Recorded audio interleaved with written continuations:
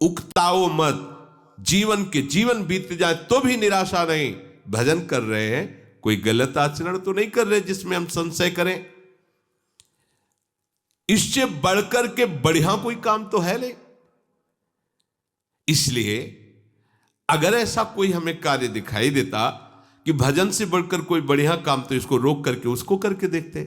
सबसे बड़ा कार्य, सबसे महामहिम कार्य मनुष्य जीवन का भजन करना है, वो हम कर रहे। प्रभु मिले ना मिले, हम भजन नहीं छोड़ने वाले।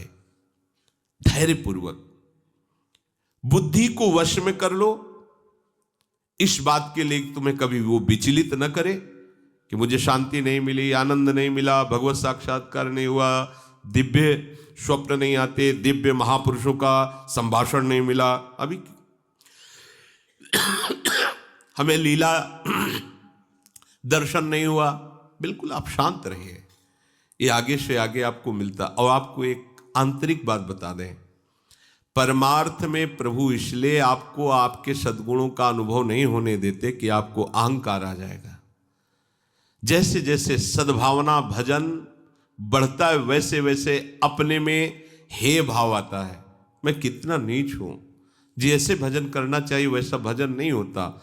ये प्रभु की कृपा होती है कि अपने में अहंकार ना कर दैन्यता आए, और भजन जितना बढ़ाओगे उतने भजन की भूख बढ़ती चली जाएगी। कभी आपको ऐसा नहीं आएगा कि मैं बहुत भजन करता हूं। और जब आपको बात आएगी तो हृदय से आएगा कि जैसा भजन होना चाहिए वैसा नहीं होता। ये सच्चे भजनानंदी का लक्षण है। उसका हृदय बोलेगा चल रहा है, बस एक क्रिया मात्र चल रही, जैसा होना चाहिए वैसा नहीं हो रहा, क्योंकि उसके सामने वो महापुरुष हैं जो प्रेम रस में डूबे हुए हैं। देख रहा है उनकी स्थिति को, तो उसको अपनी स्थिति बहुत लघु लग रही है। प्रभु अहंकार अपने जनों में नहीं आने देते। संसार का महत्व हट रहा है, प्रभु का भजन बढ़ रहा है, यही हमारा परम लाभ है, परम सिद्धि है। तो शनै शनै रूपर में तो धीरे धीरे तुम विषयों को छोड़ो। शनै शनै क्यों कह रहे? जैसे सेवक जी कह रहे सहित सहित बाढ़ है भगति। आज से एकदम ये नहीं ये नहीं ये नहीं ये नहीं, 1 2 दिन 4 दिन 5 दिन फिर उसी में गिरोगे, ऐसे नहीं। एक एक विषय को समझते जाओ धीरे धीरे, और जो छोड़ते जाओ उसे दोबारा पकड़ो मत। जैसे क्रमशः धीरे धीरे आपको बाजार का नहीं पाना, लंबा समय 1 वर्ष का दिया, मतलब गया, इस जीवन में दोबारा नहीं पाना है, गया। ये हम उन उपासकों को कह रहे हैं जिन्होंने भगवत प्राप्ति का दृढ़ निश्चय करना है या कर चुके हैं, जो सीधे लक्ष्य बना चुके हैं इसी जन्म में भगवत प्राप्ति। अब आपको 2 टाइम ही केवल भोजन करना है, एक 11 से 12 के बीच में, और एक 8 से 9 के बीच में, बस। फिर नहीं लेना, कुछ नहीं लेना। ये रसेंद्री का संयम प्रारंभ हुआ। महापुरुषों से सुना है कि आपकी और इंद्रियां सब वश में हो, रसेंद्री वश में ना हो तो आप जितेंद्री नहीं माने जाओगे। और अगर रसेंद्री वश में तो स्वाभाविक सारी इंद्रियां अपने आप वश में हो जाएंगी। वनवासी को रसेंद्री पर विशेष अधिकार कर लेना चाहिए। हम लोग रसेंद्री को एकदम छूट दे देते हैं और सोचते हैं अन्य इंद्रियों पर हम अपना शासन कर लेंगे। असंभव। मूल है रसेंद्री, रसेंद्री को सुधार लो, सब ठीक हो जाएगा, इसी से सब है। तो रसेंद्री सुधारने के लिए जैसे जैसे आपके कदम बढ़ रहे, जैसे जैसे महापुरुषों के द्वारा सिद्धांत हमारे सामने आते जा रहे, जो जो कदम बढ़ाते जाएं बिल्कुल आगे आप बढ़ाइए, पीछे मत हटाइए। कोई भी परेशानी है 1 हफ्ता 10 दिन, बस औषधियों के द्वारा उसे क्रॉस कीजिए, उस समय को खत्म। फिर इसके बाद आपको वो, अगर आप कमजोर हैं तो फिर आप बार बार गिरेंगे, फिर बात नहीं बनेगी। एक बार आपने शासन किया इंद्री पर, बस चढ़ते चले जाओ। दुश्मन को सांस लेने का अवसर मत दो। देखो, वही धोखा खाता है जो अपने शत्रु पर दया करके बख्श देता है। चतुर शासक शत्रु को बख्शता नहीं है। जो इंद्रियां हमें अनंत जन्मों से हमारे प्रीतम से विमुख रखकर हमारा नाश करती रही हैं, आज गुरु कृपा से उन पर शासन करने का हमें अवसर मिला है। दुश्मन नीचे दब चुका है, आप ऊपर से उसको छोड़िएगा नहीं, आप चढ़े बैठे रहिए जब तक उसकी दम न निकल जाए, फिर बात हो जाए। उसकी दम निकल गई तो अब हमारी दम रहेगी, अब हम अपनी दम से चलेंगे प्रभु की तरह। इंद्रियों की दम निकल जाना, मन की दम निकल जाना, विषयों के प्रति आकर्षण नष्ट हो जाना, मन मरा अर्थात विषयों की स्फुरना ही बंद हो गई। ये करना ही है, ये नहीं कि बस अब कुछ दिन की और बात है फिर नहीं। अब ये जन्म के जितने भी हमारे अंदर दोष हैं, झूठ ढूंढ करके उनको शनै शनै रुपर मेद बुद्धिया धृति ग्रहितया, बड़े धैर्य पूर्वक धीरे धीरे कदम बढ़ाओ, जो छोड़ते जाओ दोबारा उधर मत देखो। जितने कम से काम चलने लगे बहुत अच्छा है। हर समय भजन परायण रहो। ये विषयों के सेवन से कोई शांति नहीं मिलती। जल्दीबाजी विषय त्याग के लिए भी न करें। देखो ये बहुत शोधी हुई बात भगवान कह रहे हैं, आज से बंद, आज से बंद, आज से बंद। नहीं बंद कर पाओगे। धीरे धीरे एक चीज छोड़ो, 2-4 महीने आराम से रहो, फिर धीरे से छोड़ो, फिर धीरे से छोड़ो। नाम को पकड़े रहो, आप धीरे धीरे एकदम निर्विकार हो जाएंगे। एकदम सब पूरी लाइन काट दी तो सब पूरी लाइन चलने लगेगी और बढ़ के चलने लगेगी। देखो कोई भी विषय जब हम छोड़ते हैं तो जो इंद्री जिस विषय में आसक्त रही है वो पूरे जोर से हमको परास्त करने की कोशिश करेगी। जितना पहले सेवन नहीं करते उससे अधिक सेवन करने लगोगे। जब आप छोड़ने का संकल्प बनाना चाहोगे वो आपको ये दिखा देगी कि तुम मेरे बिना जी नहीं सकते हो। अब आपको दिखाना है कि मैं तुम्हारे को मार के रहूंगा।